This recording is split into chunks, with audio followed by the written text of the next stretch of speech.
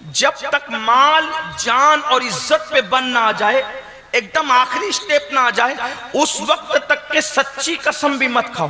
جو سچی قسم بھی بات بات پہ کھائے گا، سچی قسم، تو بھی اللہ اس کی روزی سے برکت اٹھا لے گا، سچی قسم کھانے والوں سے۔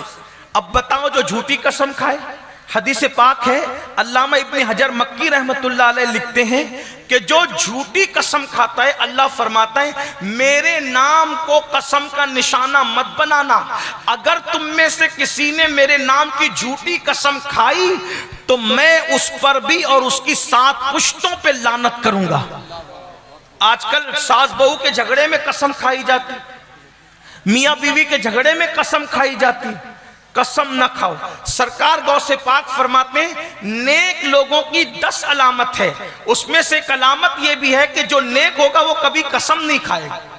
نیک لوگ قسم کھانے سے بچتے ہیں، جب تک بالکل مجبوری نہ ہو اس وقت تک قسم نہ کھاؤ، اور قسم بھی کھاؤ تو پھر سچی کھاؤ، جھوٹی قسم نہ کھاؤ۔ جھوٹی قسم کا انجام بہت برا ہے، جھوٹی قسم پر اللہ نے لعنت فرمائی ہے، اور بلکہ 7 پشتوں تک لعنت کا اعلان فرمایا ہے، اس لیے جھوٹی قسم نہ کھاؤ۔ اللہ اکبر، کیا حال ہو گیا لوگوں کا، 250 روپے کی چپل بیچنے کے لیے بھی اللہ کی قسم کھاتے ہیں، پالک اور سبزی بیچنے کے لیے بھی اللہ کی قسم کھاتے ہیں۔ لوگوں کا حال یہ ہو گیا، میرے آقا صلی اللہ علیہ وآلہ وسلم کے دیوانوں، یہ سب دین سے دوری کا نتیجہ ہے، مذہب سے دوری کا نتیجہ ہے، اسلام سے دوری کا نتیجہ ہے۔ ہم نے کمپیوٹر تو سیکھ لیا، کالج کی تعلیم تو حاصل کر لی، ہم نے بزنس تو سیکھ لیا، تجارت تو سیکھ لی، مگر ہم نے اللہ کا دین نہیں سیکھا۔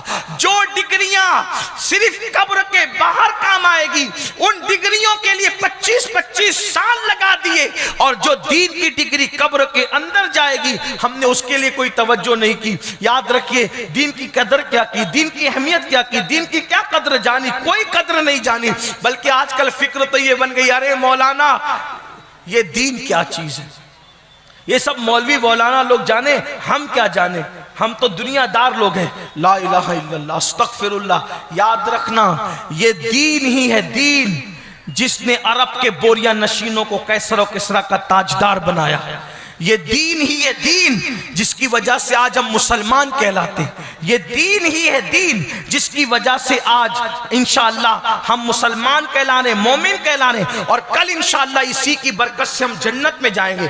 دین کی برکت سے، مذہب کی برکت سے، مسلک کی برکت سے، اسلام کی برکت سے انشاءاللہ جنت میں داخلہ نصیب ہوگا۔ اس لیے دیندار بنو، لیکن دیندار کیسے؟ صرف داڑھی ٹوپی والے، کرتے پیجامے والے نہیں، بلکہ ایسے دیندار بنو جیسے دیندار بنانے کے لیے مصطفیٰ جان رحمت تشریف لائے تھے، اللہ کے رسول تشریف لائے تھے۔ وہ دینداری کا تصور قائم کرو، گھر میں پردے کا نظام ہو، گھر میں اسلامی نظام ہو، ہمارے گھر میں کوئی جھوٹ نہیں بولتا ہو، جھوٹی قسم نہیں کھاتا ہو، ہمارے گھر میں لوگ فجر میں اٹھ جاتے ہو، باپ بچوں کو فجر میں اٹھاتا ہو، بیوی شوہر کو فجر میں اٹھاتی ہو، شوہر بیوی کو فجر میں اٹھاتا ہو، یہ ماحول ہونا چاہیے۔ ارے اگر ٹرین چھوٹنے کا خوف ہو تو پورا گھر ایک دوسرے کو جگاتا ہے، اور نماز فجر جانے کا خوف ہو کوئی کسی کو نہیں جگاتا، کیونکہ لوگوں کے نزدیک نماز کی اہمیت نہیں ہے، عبادت کی اہمیت نہیں ہے۔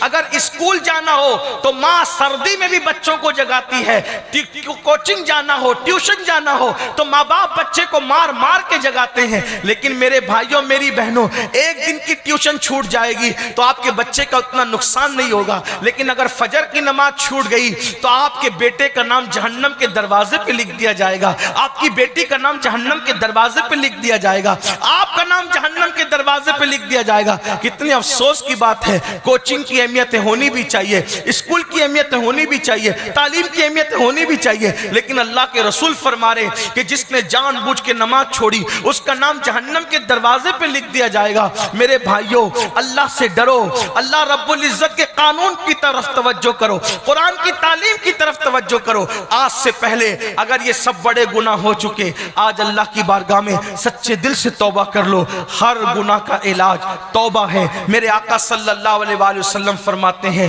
گناہ سے توبہ توبہ کرنے والا ایسا ہے جیسے اس نے گناہ کیا ہی نہیں۔ اللہ کی بارگاہ میں سچی توبہ کرو، معافی طلب کرو۔ میرے آقا علیہ السلام ارشاد فرماتے ہیں اگر کوئی 40 سال تک بھی گناہ کرے اور ایک مرتبہ اللہ کی بارگاہ میں سچی توبہ کرے، میرا اللہ اس کو معاف کر دیتا ہے۔ بلکہ میرے بھائیوں، کبھی کبھی توبہ کرانے والے لوگ پیچھے رہ جاتے ہیں اور توبہ کرنے والے آگے بڑھ جاتے ہیں۔ کبھی کبھی توبہ کرانے والے لوگ پیچھے رہ جاتے ہیں، توبہ کرنے والے لوگ بہت بلندی پہ پہنچ جاتے ہیں۔ اس سلسلے میں ہمارے بزرگوں نے تصوف کی کتابوں میں کئی واقعات لکھے ہیں۔ ہو سکتا ہے آج ہم آپ کو توبہ کی دعوت دے رہے ہیں، ہم یہی رہ جائیں اور آپ آگے بڑھ جائیں، اللہ کرے بڑھ جائیں آگے۔ اس کے کرم کی کوئی انتہا ہے، وہ تمہیں بھی آگے بڑھائے، ہمیں بھی آگے بڑھائے۔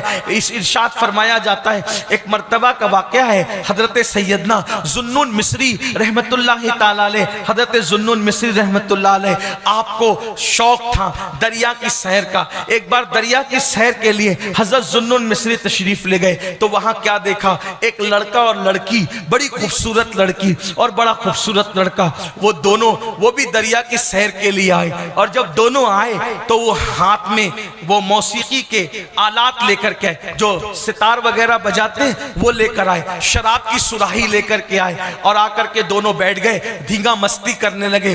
حضرت ذوالنون مصری بھی وہاں تھے، آپ نے نظریں جھکا لی، اللہ والے نے نظر جھکا لی۔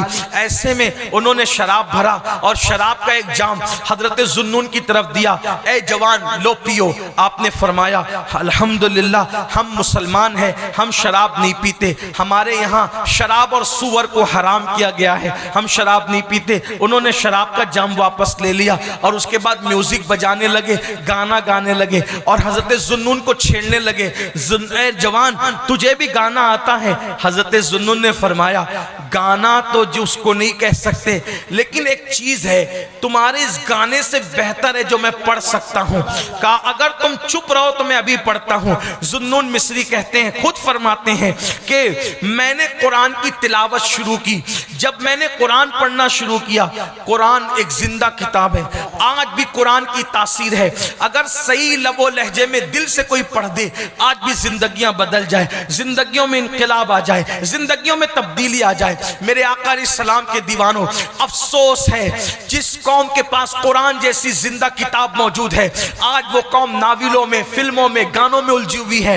بہرحال حضرت ذوالنون نے قرآن کی تلاوت شروع کی، وہ لڑکا اٹھ کر کے بھاگ گیا، وہ لڑکا اٹھ کے بھاگا، لیکن لڑکی جو تھی زار زار رونے لگی، زاروں قطار رونے لگی اور کہنے لگی اے جوان تیرا نام کیا ہے؟ فرمایا ذوالنون مصری، تیرا گانا بڑا خوبصورت ہے۔ ذوالنون مصری نے فرمایا اے لڑکی یہ گانا نہیں ہے، یہ اللہ کا کلام ہے، اللہ کا کلام، اسے قرآن کہتے ہیں، یہ ہمارے نبی محمد الرسول اللہ پر نازل ہوا، یہ قرآن اللہ کی کتاب ہے۔ اللہ اکبر، اتنا سننا تھا۔ اس لڑکی نے کہا مجھے بھی یہ کتاب چاہیے۔ ذوالنون مصری فرماتے توبہ کر، اللہ کی طرف آ۔ اس نے توبہ کیا، کلمہ پڑھا اور اس کے بعد کلمہ پڑھ کے توبہ کر کے سابقہ زندگی سے، شراب سے، گانے سے، میوزک سے، موسیقی سے، عیاشی سے اور آوارگی سے اس نے توبہ کر لی۔ اس کے بعد حضرت ذوالنون اپنی طرف چلے گئے، وہ لڑکی پتہ نہیں کہاں چلی گئی، بس ایک تصور تھا، ایک لڑکی ملی تھی دریا کے کنارے، قرآن سن کے توبہ کر لیا تھا وغیرہ وغیرہ۔ حضرت ذوالنون حج کے لیے گئے، کعبے کا غلاف پکڑ کر آپ رو رہے تھے، دعا کر رہے تھے۔ ایسے میں پیچھے سے ایک عورت کی آواز آئی، اے اللہ میں بھوکی ہوں، میرے لیے کھانا نازل کر۔ بس اتنا کہنا تھا کہ آسمان سے ایک دسترخوان اترتا ہوا نظر آیا، اس میں انگور کے خوشے تھے۔ آپ نے پلٹ کر دیکھا، اے خاتون تو کتنی مقبول ہے اللہ کی بارگاہ میں، تو کتنی برگزیدہ ہے اللہ کی بارگاہ میں، تو نے مانگا اور تجھے مل گیا، کون ہے تو؟ اس نے کہا ذوالنون، پہچانا نہیں؟ حضرت ذوالنون نے کہا میرا نام بھی جانتی ہے، پہچانا نہیں؟ کہا کون ہے تو؟ کہا تم ایک بار دریا پہ گئے تھے، ایک لڑکی ملی تھی شراب اور کباب میں، آوارگی میں ڈوبی ہوئی، تو نے اسے توبہ کروائی تھی۔ ہاں وہی تو میں ہوں، اللہ نے آج مجھے یہ مقام عطا کر دیا۔ حضرت ذوالنون کی آنکھوں میں آنسو تھے، یہ مقام تجھے مل گیا؟ ہاں ہاں مجھے مل گیا، جس دن میں نے توبہ کی تھی اسی دن اللہ نے مجھے اپنی دوستی کا مقام اور مرتبہ عطا کر دیا۔ سوچو ایسے ایسوں نے توبہ کی، اللہ نے ان کو یہ مقام عطا فرمائے۔ میرے بھائیوں میری بہنوں، سرکار مدینہ مدینہ کانفرنس میں آئے ہو، اللہ کی بارگاہ میں سچی توبہ کر لو اور اپنی زندگی کو بدل دو، اللہ تمہیں بھی بڑے مرتبے عطا کرے گا۔